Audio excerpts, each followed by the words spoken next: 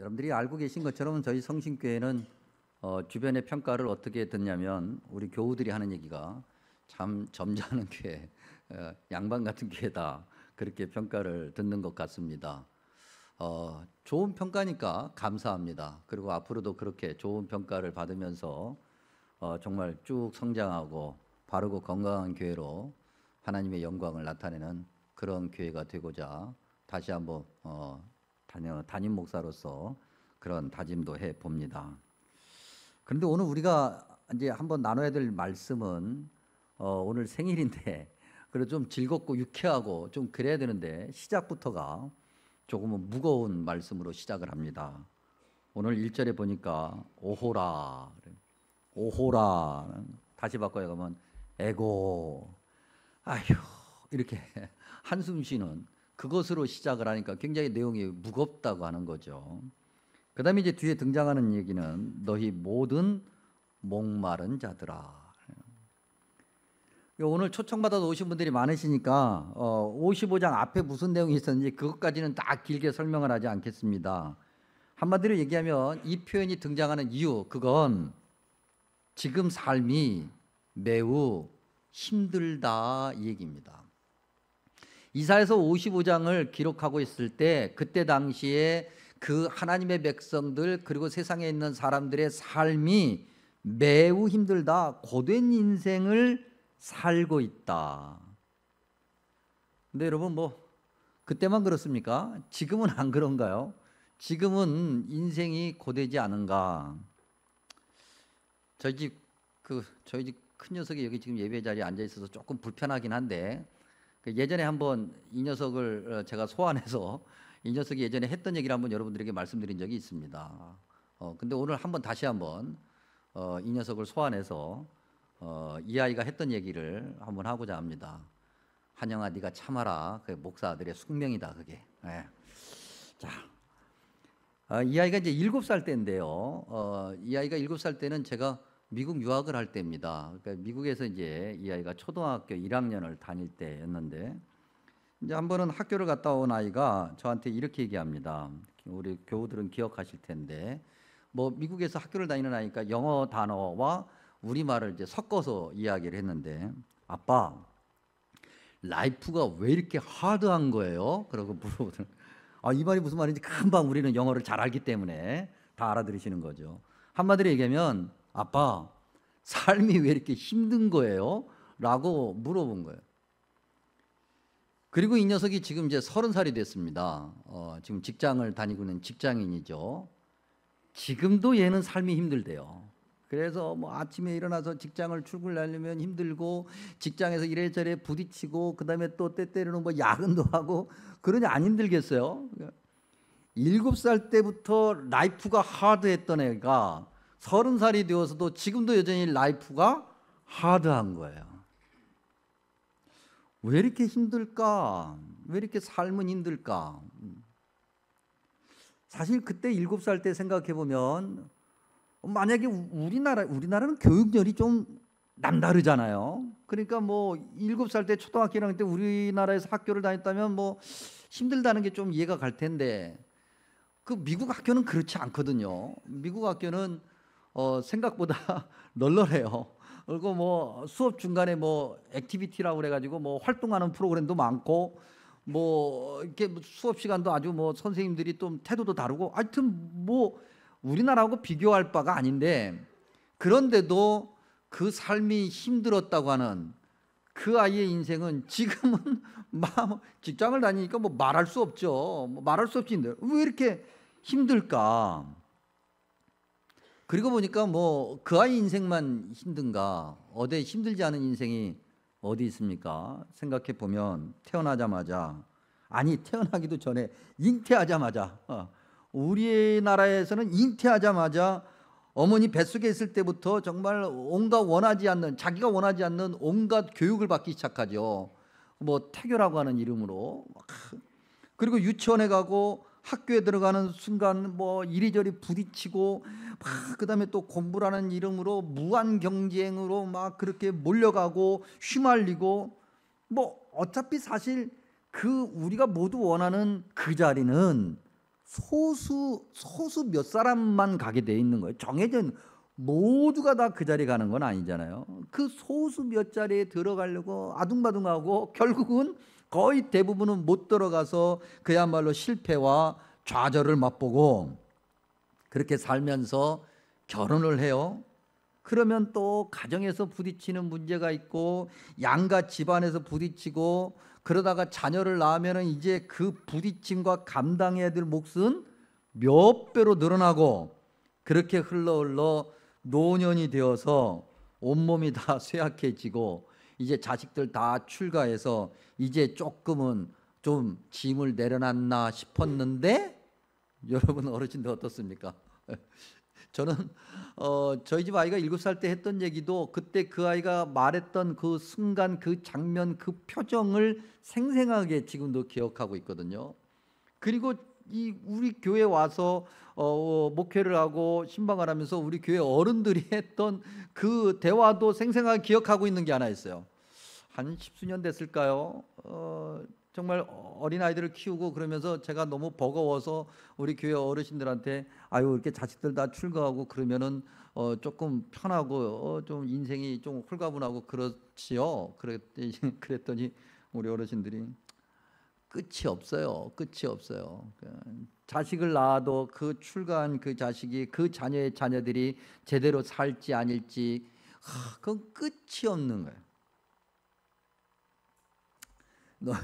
너무 인생을 회의적으로 얘기했나요? 고생 바가지인 인생.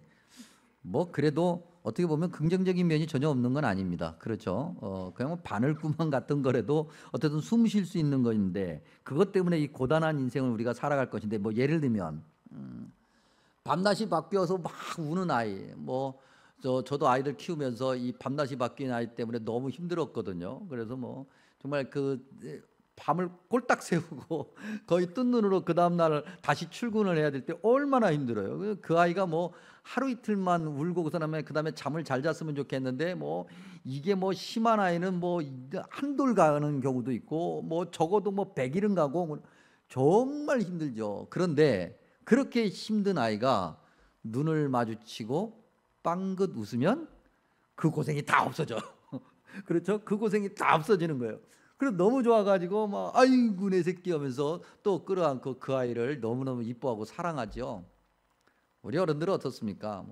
뭐 힘들게 막 해서 자녀를 키울 때 또 뭐 힘들었고 결혼시킬 때 막 정말 그 빠듯한 그 살림에 정말 너무너무 힘들게 결혼을 시켰고 막 그랬는데 그 자식이 손주를 낳아서 데리고 오면은 그게 그렇게 좋다면서요. 그래도 뭐 모든 세상 근심 걱정 다 사라져 버리고 손주가 뭐 할아버지 할머니 하면은 그냥 세상을 다 얻은 것처럼 너무나도 좋다. 아마 이런 작은 바늘구멍 같은 그런 숨 쉬는 것 때문에 인생을 살아가지 않는가. 그럼에도 삶이 쉬워요, 어려워요? 어려워요. 사는 것이 사실 고단해요. 힘들어요.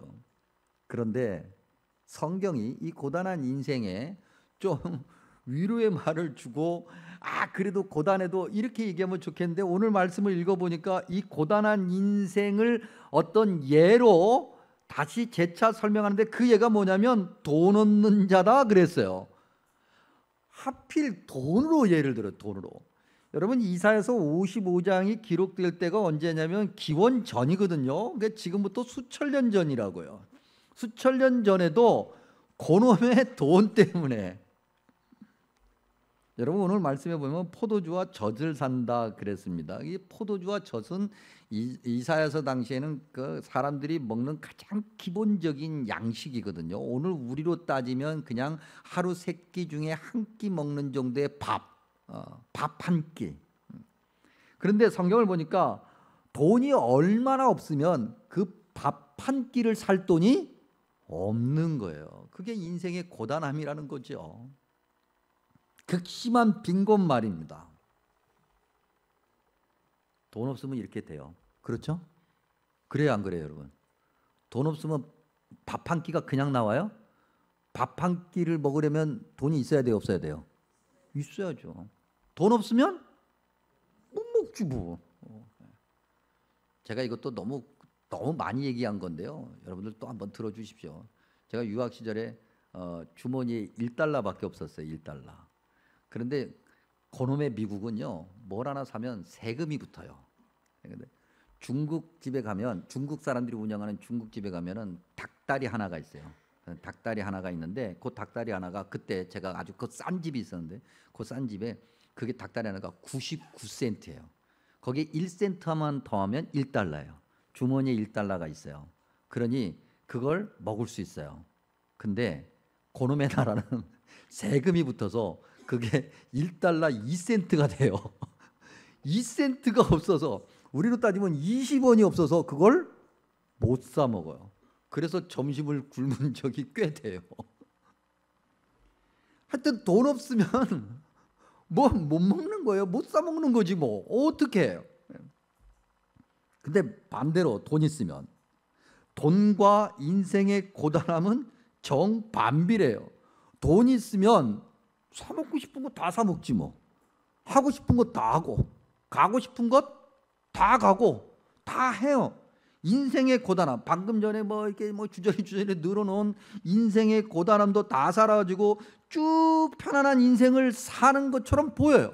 그리고 그렇다고 확신도 해. 그래서 모든 사람이 다 돈 하며 사는 거예요. 그래서 모든 사람이 다 돈을 사랑하면서 사는 거고, 돈에 집중하며 사는 거예요. 여러분, 그래요 안 그래요? 오늘 저 좀 도와주세요. 예, 그렇게 뭐 초청받아서 오셔서 그렇게 낯설어드려도 저를 좀 도와주셔야죠. 우리 공감하자고요. 아니 척하지 마시고. 다 그렇단 말이죠 사실. 그래서 우리가 다 돈을 좋아한다고요. 근데 만약에 누군가가요, 우리 다 돈 좋아하는데, 다 돈 좋아, 돈이 있어야 인생을 편하게 산다고 다 얘기하고, 그래서 다 돈을 좋아하는데 누군가가 그 돈을 좋아하는 나를 보고 이렇게 얘기해요. 아우, 돈만 밝히는 놈, 아우, 구두쇠 같은 놈. 그렇게 얘기를 들으면 기분이 좋아요 안 좋아요? 나쁘죠. 감사합니다. 도와주셔서 감사합니다. 맞아요. 나빠요. 근데 왜 나쁠까요? 신기하지 않으세요? 아니, 다 돈 없으면 못 사니까 다 돈 좋아하고 다 돈 하면서 사는데, 아니 지난 않아.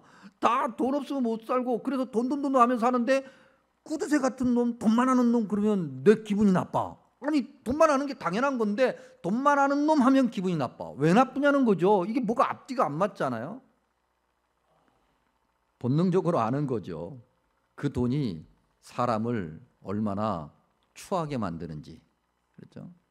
그 돈 때문에 자신이 아니려고 해도 교만한 평가를 받게 되고, 그 돈 때문에 남을 무시하고, 그 돈 때문에 남 위에 서고, 그 돈 때문에 남을 학대하기까지 하고, 그 돈 때문에 남을 죽이기도 하고. 뭐 옛날 얘기입니다. 오늘 같은 그런 경제 활동을 하는 얘기는 아닌데 아마 실제로 있었던 얘기인 것 같습니다. 제가 뭐 역사적으로 확인할 수는 없는 얘기인데, 우리나라 얘기가 아니고 어떤 프랑스의 어떤 사람이 부자였는데 어느 날 행방불명이 됐답니다. 여러분도 한 번쯤 어디서 들어보셨을 얘기인데, 그 사람들이 이제 가족들이 자꾸 찾아도 못 찾은 거예요. 그래서 결국은 이제 어디 가서 그야말로 실족사했나 보다 그렇게 생각하고 세월이 지나가 이제 그 사람은 잊혀졌습니다. 그리고 이제 한 20년 정도 지났을까요? 근데 그의 가족들이 그 집이 너무 낡아서 그 집을 이제 허물고 새로 지으려고 집을 허물었습니다. 집을 허물다 보니까 지하에 어떤 작은 공간이 하나 있는 거예요. 모르는 공간이라서. 그래서 그 공간을 계속 이제 깨부수고 들어갔더니 그 공간 안에 돈이 이만큼 쌓여 있고, 그다음에 그 돈 위에 그 20년 전에 사라졌던 사람이 죽어 있더라. 이 사람이 돈을 벌면, 오늘처럼 은행에다 맡기고 그런 시대가 아니니까 돈을 벌면은 그 돈이 너무 아까워서 누가 또 가져갈까 봐 집안 식구도 모르게 자기만 아는 그 지하 공간에다가 아주 보안 시스템을 잘 만들어서 거기다 매일 쌓아놓은 거예요.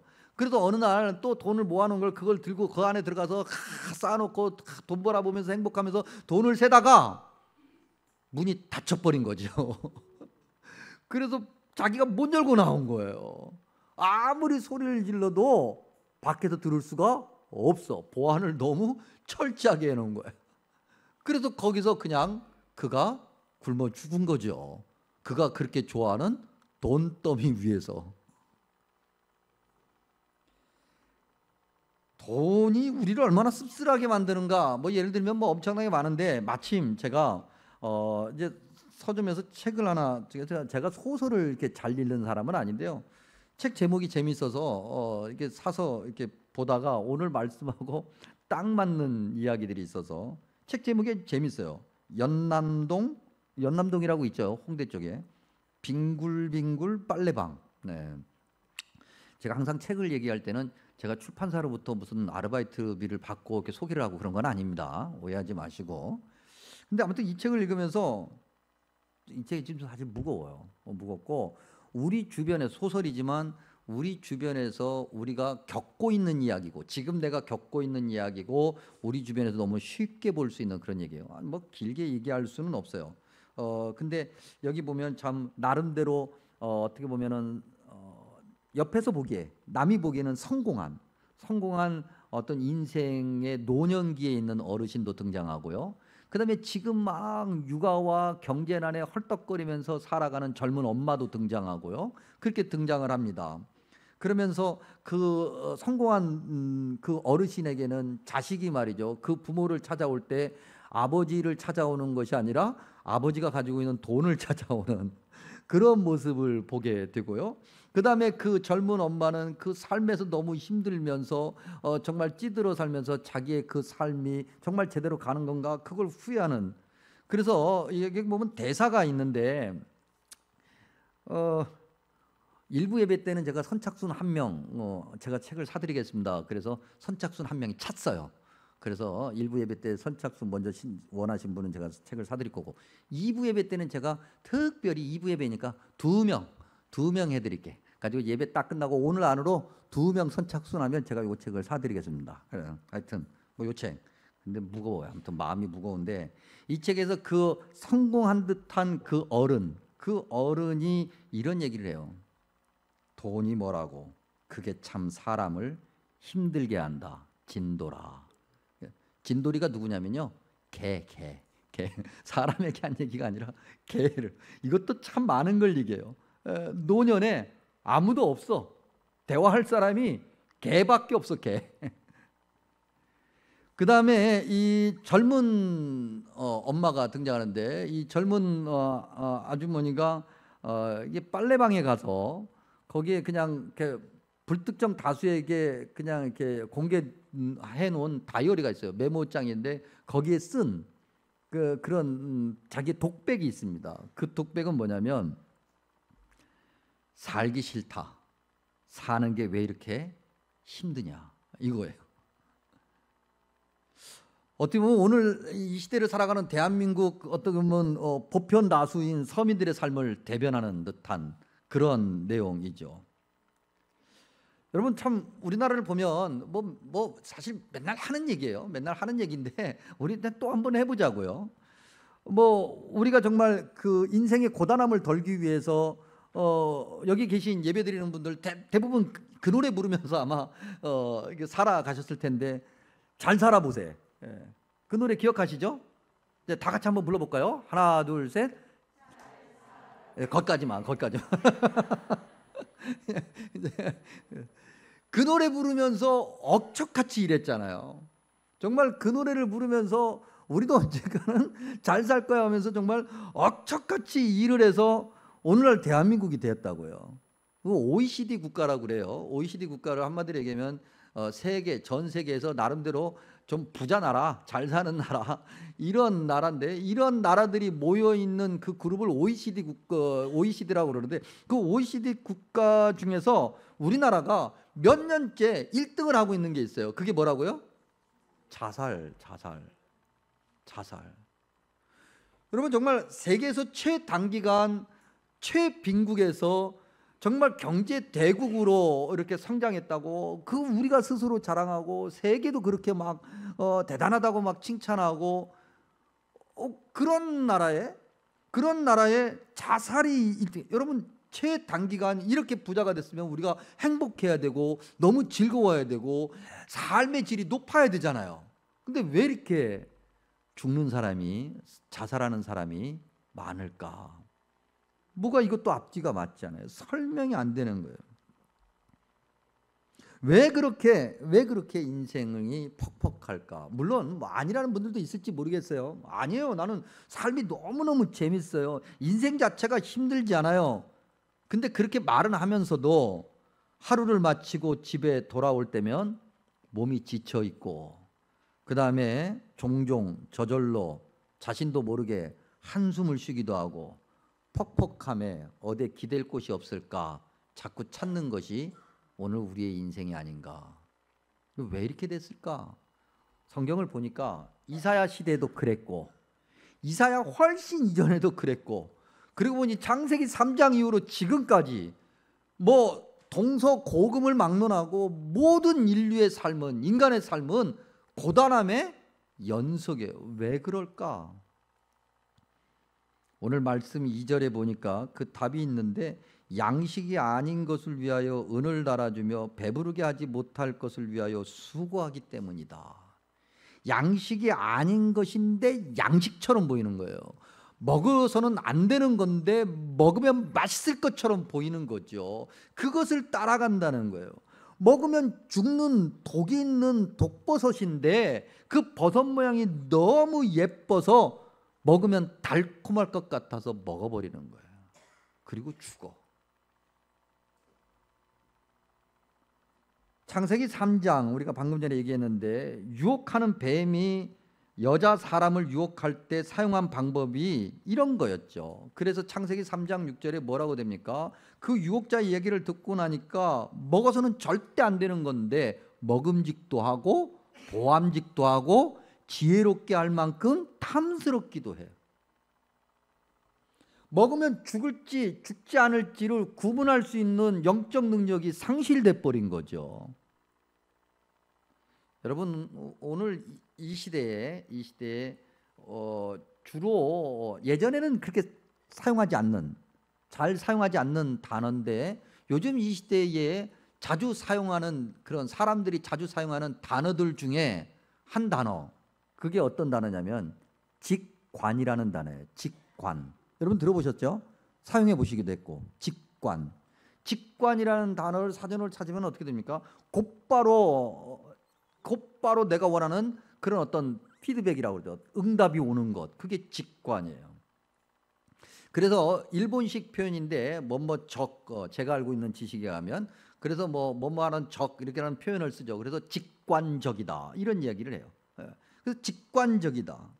그러고 보니까 요즘 우리가 살고 있는 시대는 그야말로 직관이 가득한 시대죠. 예를 들면 스마트폰 0.01초만 느려도 답답하기 그지없어요. 그렇죠, 여러분? 예전에 사진 한 장 다운받으려면은 그냥 다운 버튼 눌러놓고 한 30분에서 1시간, 길면 1시간 반 정도 가만히 기다리던 시대하고는 비교가 안 되게끔 빨라졌는데, 이제 5G 5G라고 얘기하는 이 시대에 옛날 3G로 가면은 이건 정말 견딜 수 없는 답답함이야. 모든 것이 그냥 눈에 보이는 대로, 지금 느끼는 그대로, 지금 가질 수 있는 그대로, 지금 당장 직관적으로 다 모든 것을 가져야 되고, 모든 것을 소유해야 되고, 모든 것을 다 누려야 되는 거예요. 그 길이, 그 직관으로 얻는, 살아가는 그 길이 진리인 것 같고 정의인 것 같고 뭔가 잘못됐는데 싶으면서도 아니라고 우기는. 그래서 내가 지금 갖고 싶고, 내가 누리고 싶고, 내가 하고 싶은데 왜 그래? 라고 하는 이런 말들을 너무 자연스럽게 하는 시대.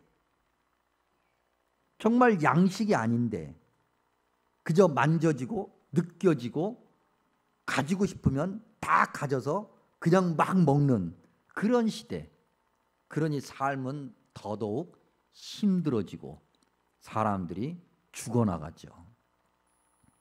배부르게 하지 못할 것이다. 그래서 배부르게 하지 못할, 먹어도 배 안 부르다는 거죠. 근데 계속 먹어요. 배고픔이 해결이 되지 않아요. 갈증이 해결이 되지 않아요. 만족함을 모르는 거죠, 여러분. 세상 것이 다 그러지 않습니까? 세상 것이 다 그렇잖아요. 예를 들면 기업을 운영하시는 분들에게는 좀 죄송합니다만 그냥 예를 들면 뭐 직원 10명을 둔 사업가는 사업가들 모임에서 만난 그 어떤 사람이 직원 100명을 두고 있으면 그 사람이 부러워서 나도 직원 100명을 뒀으면 좋겠다고, 직원 100명을 그 둔 사람은 그들만의 모임에서 직원 10,000명을 둔 사람을 부러워해서 나도 그 사람처럼 됐으면 좋겠다라고 하고, 끝이 없는 거잖아요. 물론 난 이 정도면 됐어요, 만족해요 라고 얘기하는 경우도 있지만 사실 그 말도 가만히 들여다보면 이 정도면 됐다? 그건 거기서 멈춘다는 얘기잖아요. 거기서 멈추고 난 다음에 그때 가진 것으로 나눔과 섬김에 앞장선다는 건데, 말은 그렇게 하지만 그런 사람이 어디 얼마나 되느냐. 직관적으로 모든 것을 만지고 느끼고 누리는데 만족하지 못해 소중함을 모르는 거죠. 지금 내가 누리고 있는 것, 지금 내가 가지고 있는 것, 그런 희망을 품을 수 있다는 그 자체가 얼마나 감사하고 소중한 건지, 얼마나 큰 은혜인지 모르고 살아간다. 오늘 저와 여러분이 사는 세상이 말이죠. 그러니 우리 삶이 계속해서 고단한 거죠. 또한 우리가 고단한 이유는 3절에 있는데 영혼이 중요하다라고 생각하지 않기 때문인 거예요. 영혼이 중요하다? 영혼이 뭔데? 뭐 이런 복잡한 질문들이 생기니까 우리가 이해하기 쉽게 바꿔 얘기하면 죽은 후에 좋은 것, 그야말로 천국 가는 것, 그것을 위한 삶, 그것이 영혼이 중요하다고 생각하는 삶인데 천국에 대한 소망, 기대하는 삶, 그것이 없다는 거예요. 왜? 천국을 무시하니까. 우리가 이런 얘기도 합니다. 뭐 죽음 이후의 삶을 내가 어떻게 알아? 아마 죽음 후에 뭐가 있는지 없는지, 천국에 있는지 지옥에 있는지 내가 알게 뭐야. 지금 사는 것도 그야말로 먹고 사는 것도 바빠 죽겠는데 그런 것까지 내가 신경 쓸 여력이 없다. 뭐 어쩌면 맞는 말이에요. 맞는 말. 그런데 죽음 후의 일과 지금 나와 아무 상관이 없다면, 그래서 지금 사는 것도 먹고 살기 바빠서 힘들다고 한다면, 그리고 죽음 이후에 아무것도 없다고 한다면 도대체 이 힘든 세상은 왜 사는 것일까? 왜 살아요, 여러분? 이제 다시 이제 또 이때가 됐으니까 다시 한번 질문을. 여러분 도대체 왜 삽니까? 왜 살아요? 왜 살죠? 살기 위해서 살아요? 태어났으니까 살아? 그냥 왠지 모르게 그냥 사는 거지 뭐. 태어났으니까 사는 거지 뭐. 이렇게 얘기하기는 좀 뭔가 좀 없어 보여. 그러니까 좀 있어 보이려면 가족을 위해서 살지. 그렇게 얘기는. 그 가족 없는 사람은 왜 사는데? 가족 없는 사람은 왜 살아요? 자식을 위해서. 자식 없는 사람은 왜 살아요? 이거 왜 사냐니까요? 근데 그런 믿음의 고백 말고 우리 권사님 항상 여기서 이러시면 안 됩니다. 권사님 그 믿음의 고백, 그 멋있는 얘기를 여기서 하시면 그거 잠깐 내려놓고 그거 우리 왜 사냐고요?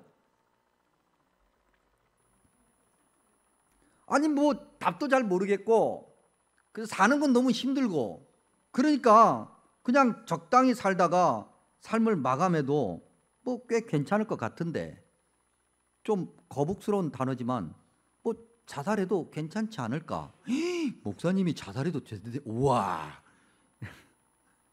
근데 여러분 그 누군가가 난 자살하고 싶어. 그러면 옆에 있는 사람, 우리가 그래 괜찮은 선택이야. 아유 그래. 자살해. 내가 뭘 도와줄까? 그런 사람이 그런 사람이 많아요? 아니면 깜짝 놀라서 그러면 안 되지 이런 사람이 많아요? 그럼 말리는 사람이 많죠. 당연히 말리죠. 말려야죠. 그래 좋은 선택인데 그런 사람은 다 묶어가지고 우리가 자세히 지켜봐야 돼요.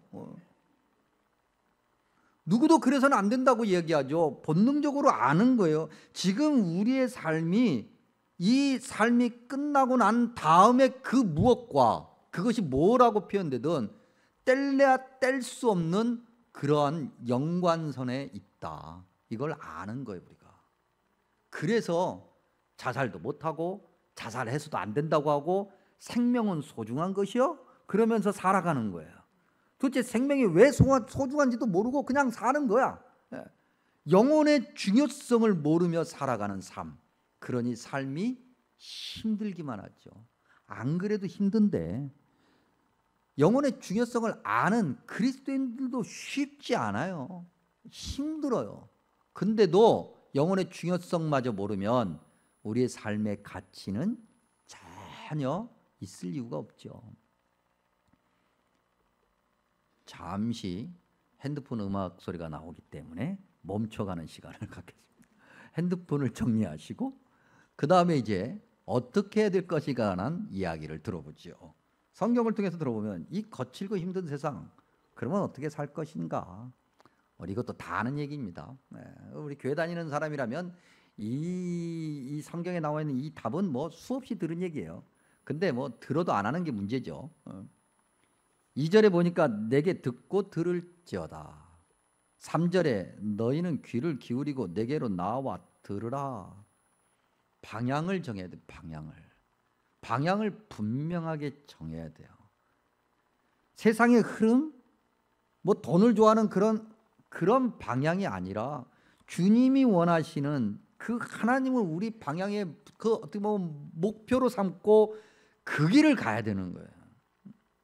여러분 뭐 교회 안 다니는 분들은 뭐 좋아요. 뭐 세상 가는 대로 가는 거예요. 근데 교회 다니는 사람이라고 한다면 이 방향이 세상과는 달라야 되는 거거든요.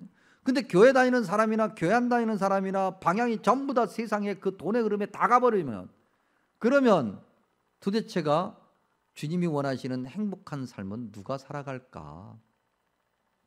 방향을 분명하게 정하면 세상에 우리가 좋아하는 그런 돈, 뭐 어떤 뭐 안락한 삶, 뭐 요즘에 뭐 워라벨 얘기하는 그 뭐 이 삶과 뭐 물질이 균형을 잡히는 그런 삶, 그것이 그 다음에서야 가치가 있는 거예요.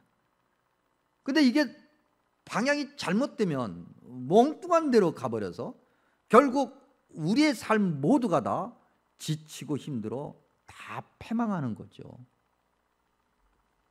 하나님께 나아가 하나님의 말씀을 듣고 또 들어야 된다 그랬어요. 강조하는 거잖아요. 지속적으로 반복적으로 계속해서 듣고 또 듣는 거예요. 여러분 좀 목사가 설교자가 이런 얘기하기는 좀 부끄럽습니다만 목사도 쉽지 않아요. 목사도 삶에서 지치고 힘들고, 제가 또 이 대한민국의 또 표준 가정의 또 그런 모범이잖아요. 우리 애가 셋이라 그래가지고 참 우리 부목사님은 애가 넷이야. 정말 아주 이 거친 인생을 살아가는데 아주 확실한 그 선봉에 서 있어요. 그래서 목사도 쉽지 않아요. 하나님 말씀대로 살아가고 버티고 말씀을 듣고 또 들어도 쉽지가 않아요. 그런데 주님은 그래도 또 들으라. 여러분 늘 말씀드립니다만 부모가 자녀에게 잔소리를 계속하는 이유, 첫 번째는 안 들어서, 두 번째는 들어야 조금이라도 좋은 인생을 사니까. 성경에 이렇게 맨날 잔소리가 있는 이유는 우리가 안 들어서, 그리고 들어야 지금보다 훨씬 영혼의 가치를 누리는 삶을 살 수 있으니까. 3절에 보니까 그냥 듣는 게 아니에요. 귀를 기울이고 들어야 돼요. 적극적으로 듣는 거죠. 적극적으로. 그냥 대충 오늘 김신일 목사가 설교하네. 자, 이쪽으로 다시 나갑니다. 다 모든 걸 놓고 예배 끝나고 나니까 자, 오늘 나의 모든 의무는 다 했노라. 초청받아서 왔고, 자, 선물도 하나 받았고, 다 놓고 이제 주보나 이런 거 다 놓고 선물만 챙겨서 들고 나가는, 꼭 선물 챙겨서 들고 나가셔야 됩니다.